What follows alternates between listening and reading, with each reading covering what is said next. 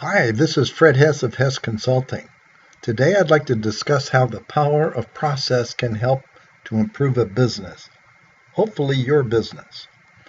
This video is based on a presentation I made way back in 2008 at the Brainstorm conference and is the first in a series of presentations about how the power of process can drive business improvement.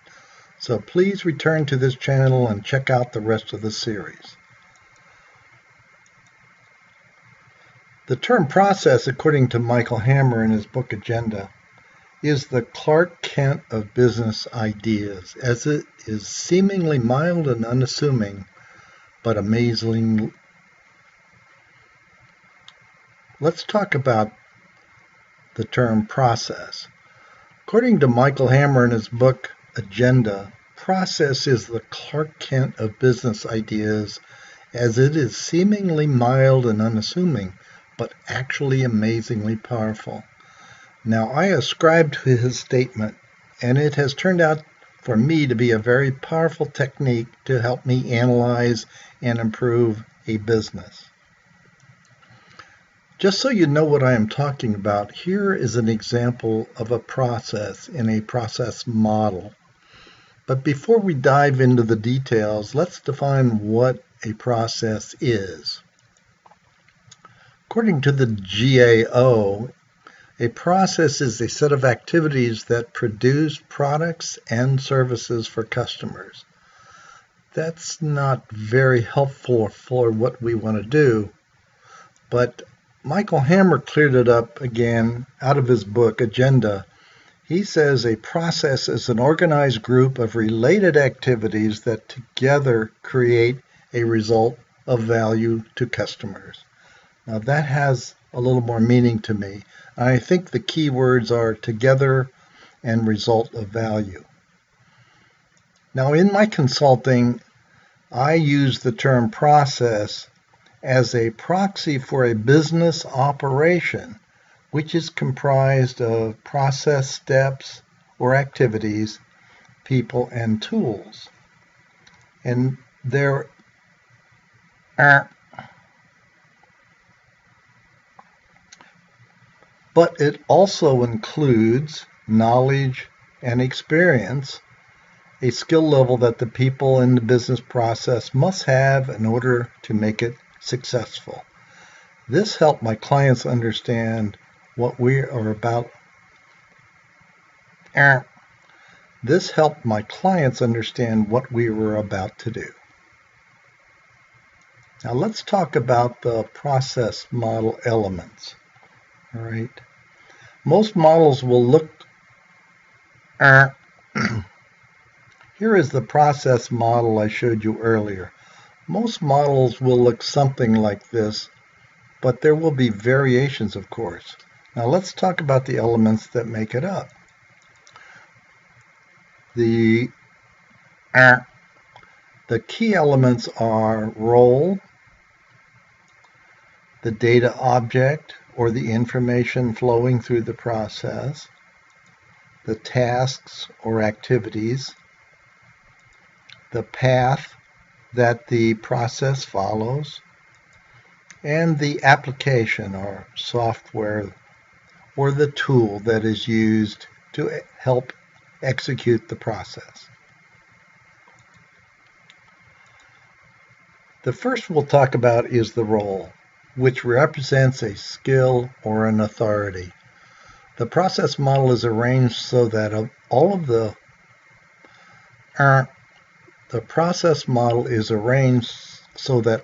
tasks for a specific role are in a lane, like in an Olympic pool.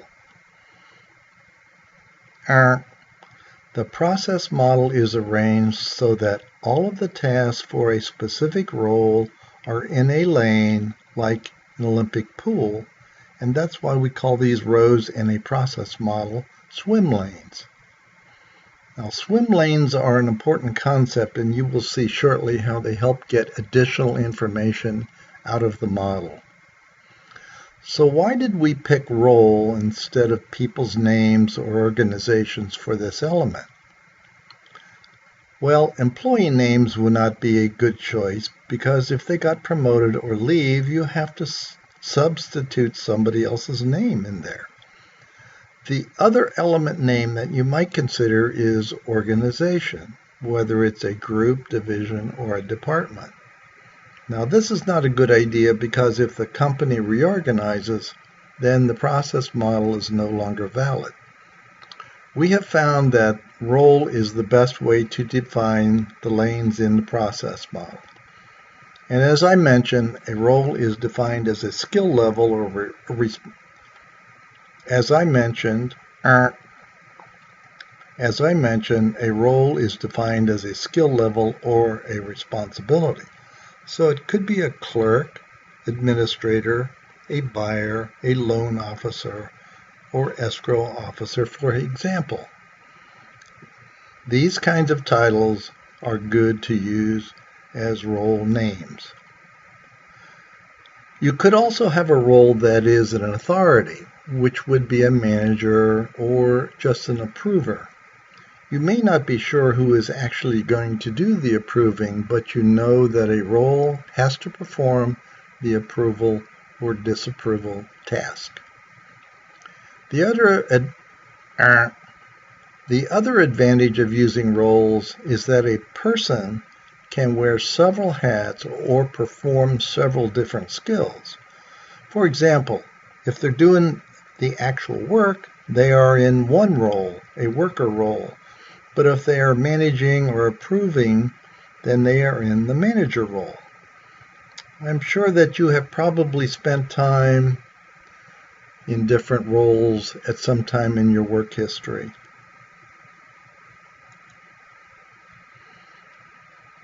Now, the next one we're going to talk about is data object.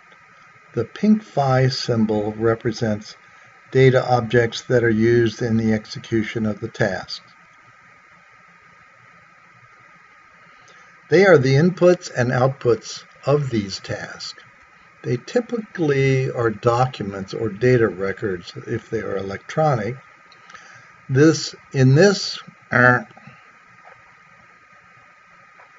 this process, the offer to buy is an example of a paper form, but it could also be faxed or scanned.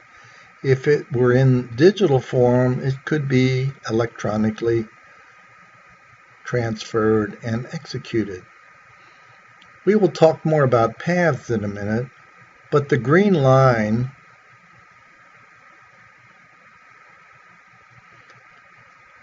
we will talk more about paths in a minute, but the green line is the path that shows how the offer to buy gets from the buyer who fills it out and then sends it to the seller who accepts the offer in this case.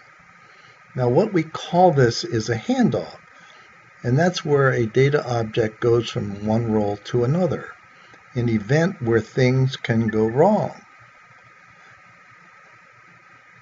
An event where things can go wrong. Handoffs are great places to look for problems that could be related to issues in the business. Do the terms dropping the ball or falling into a crack ring a bell? Now the next element we're going to discuss, the big green the next element we are going to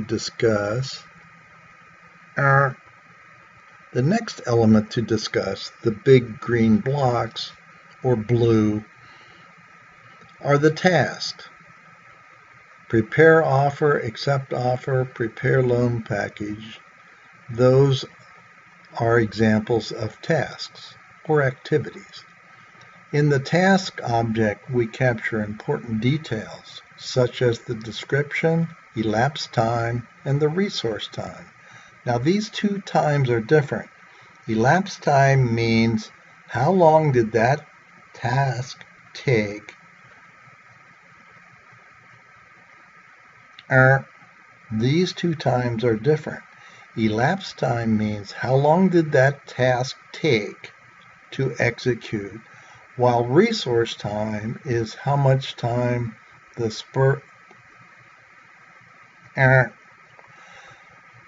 the resource time is how much time the person performing the role spent on that task. The task element can also contain what data comes into that task, is used to perform it, and what data is output as a result of performing the task. In addition, you can capture the application or the system description, which is what the system does. For example,